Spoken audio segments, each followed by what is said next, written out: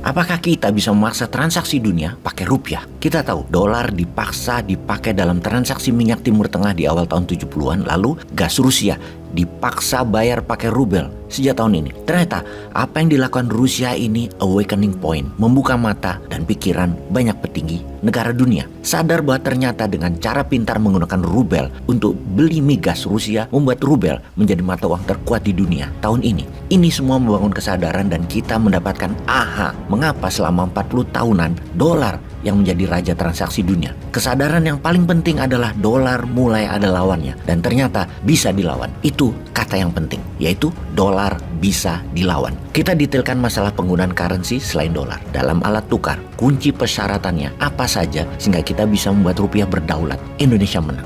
Kayak kampanye aja nih bosman. Ada 3 istilah bernegara di dalam memandang negara lain. 1, negara teman.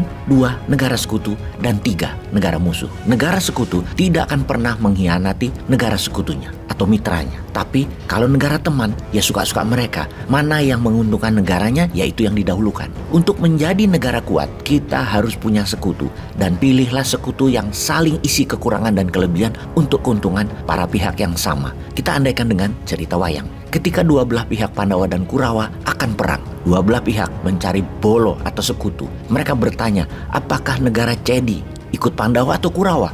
Apakah Jenggala ikut Pandawa atau Kurawa? Selain negara-negara, mereka juga mencari leader. Apakah Sri Kresna ikut Pandawa atau Kurawa? Apakah Adipati Karna ikut Pandawa atau Kurawa? Mencari bolo atau sekutu terlebih dahulu, itu hal penting. Apa jadinya kalau tidak ada yang mendukung negara Anda? Ya runyam, sok-sokan mau melawan, sok-sokan mau independen, tapi gak punya sekutu. Ya gak bisa begitu. Kita sekarang melihat Tiongkok. Tiongkok itu negara teman, negara sekutu kita, atau negara musuh kita. Negara musuh itu gampang melihatnya. Mereka menyerang dan mereka merugikan kita. Negara sekutu pasti 100% menguntungkan kita dan dia juga untung. Negara teman, dia seperlunya, sebutuhnya. Gak apa-apa, pas berhubungan, ya gak merugikan aja pokoknya. Sekali lagi kita tanyakan, Tiongkok masuk kategori mana? Menguntungkan kita? Kita lihat neraca perdagangan dua negara. Lihat keuntungan pajak kita dari mereka. Dan melihat investasi mereka menguntungkan negara atau hanya dagang yang menguntungkan mereka dan kita habis sumber daya alamnya. Lalu kita ke Amerika sekarang. Amerika tuh menguntungkan Indonesia atau merugikan Indonesia? Atau biasa-biasa saja? Masuk kategori mana Amerika itu? Kalau bagi Newmind, Tiongkok hanya teman. Amerika hanya teman.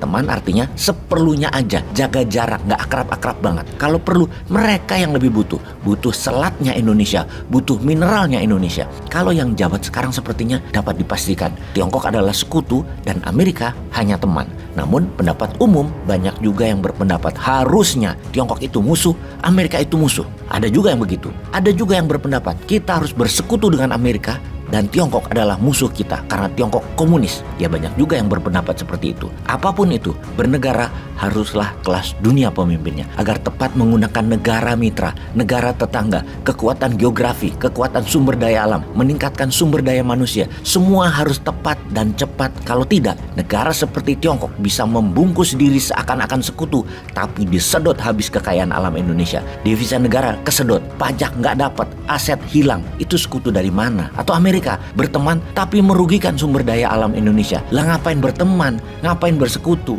Kita ke Rusia sekarang. Sebelum meluncurkan serangan ke Ukraina, Putin dan Xi Jinping berdiskusi panjang di Beijing. Kebetulan ada Olimpiade musim dingin Februari di Beijing. Sebagai bungkus pertemuan mereka, Tiongkok memberikan go ahead setelah meeting tersebut. Keduanya sekutu banget. Sekutu Rusia lainnya seperti Suria, Iran, Turki, India, Brazil, Afrika Selatan dalam BRICS ya mereka semua, serta 33 negara Afrika yang netral tidak ikut sanksi Amerika. Semua mendukung dan tetap bertransaksi dengan Rusia walau Amerika dan sekutu barat memberikan sanksi ekonomi ke Rusia. Namun sekutu adalah sekutu, mereka tetap kompak, tetap dagang dengan Rusia. Jadi syarat pertama sebelum bertindak melawan hegemoni atau sistem yang merugikan Indonesia, pastikan Indonesia punya sekutu yang kompak, solid.